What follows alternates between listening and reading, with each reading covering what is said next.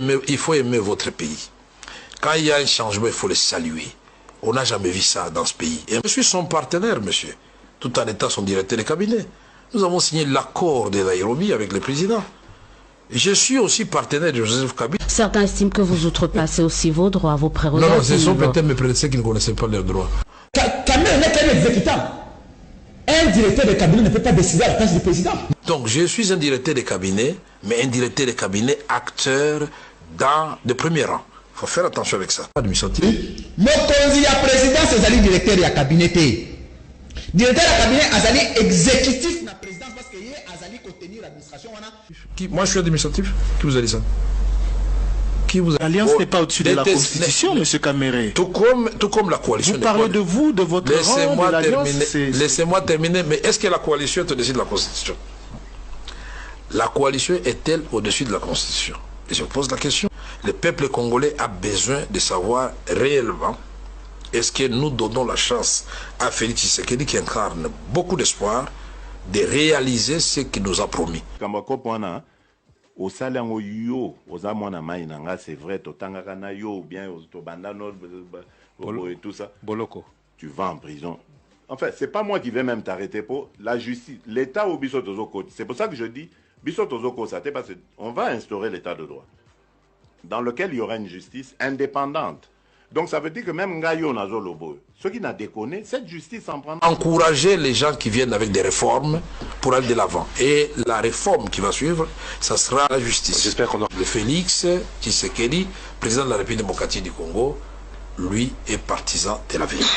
Et cette année 2020, c'est l'année de l'action. Quelles sont les actions présidentielles qui seront menées pour lutter contre la corruption?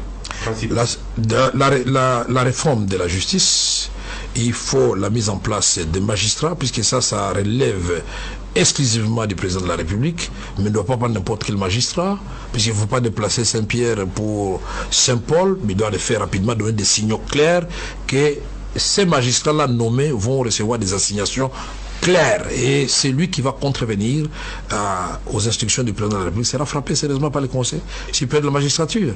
FCC cache opposition, société civile. Nous sommes tous les hommes, les femmes et les enfants de ce pays. Nous avons un grand pays, 2 345 000 km². Un pays qui a la deuxième forêt du monde. Un pays qui a 54% de toutes les eaux d'Afrique.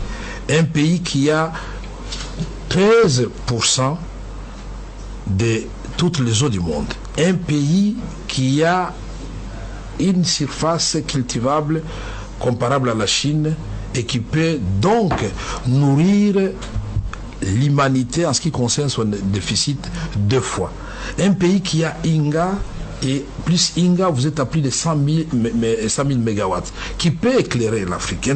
L'Afrique, une partie de l'Asie d'ici de ouest, une partie de l'Europe méditerranéenne. Nous avons un pays merveilleux où nous trouvons le sous-sol riche et le sol riche. Alors, ce qui nous manquait, nous l'avons. Un leadership exemplaire. Mais ce qui manque encore, qu'on doit faire suffisamment, c'est de construire l'État dans toutes ses prérogatives régaliennes. Une armée républicaine prête à répondre à toute provocation et à sécuriser le territoire national. Une politique professionnelle, une police professionnelle qui protège les Congolaises et les Congolais, tous ceux qui ont choisi le Congo comme leur seconde patrie ou leur point de passage. Une justice qui est la colonne vertébrale de l'état de droit, pas une justice des riches contre les pauvres, pas une justice des corrompus.